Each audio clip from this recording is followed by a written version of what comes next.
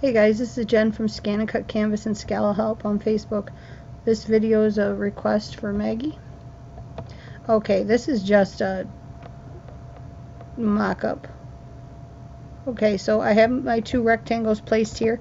I do have, as you can see, the little pieces placed on the outside of the edge so that I am certain that when I click my subtract that it is going to remove them and not leave this little edge placed still inside of my initial shape. Okay, now I need to be careful because now pretend that you don't see me do this.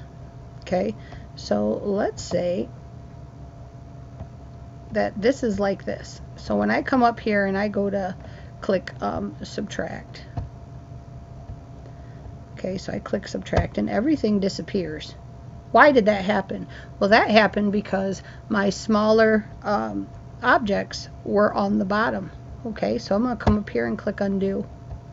And you can either rearrange it by grabbing the larger shape and bringing it down here, or dragging your two smaller shapes up, or you can also come up here to layer and arrange, okay, and sending that big one to the back. Okay, the easiest way you can tell where things are is by adding color.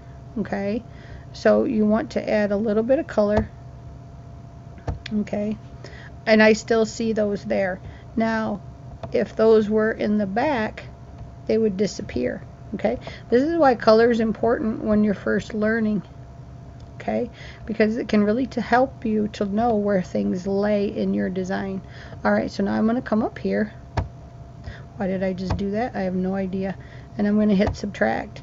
Now I have my tabbed design that I want, and I'm going to come up here to file, export it, or transfer it however you want. Okay, your save and your save as is only going to save it as your Canvas workspace project file, so that's going to save it as your CWP whatever. Okay, so only save if you're going to come back and work on it. If you want to cut it, it has to be in this export area, so one of these three exports. Alright, okay, if you have any further questions, you can find me over at ScanNCut Canvas and Scala Help on Facebook. Thanks guys.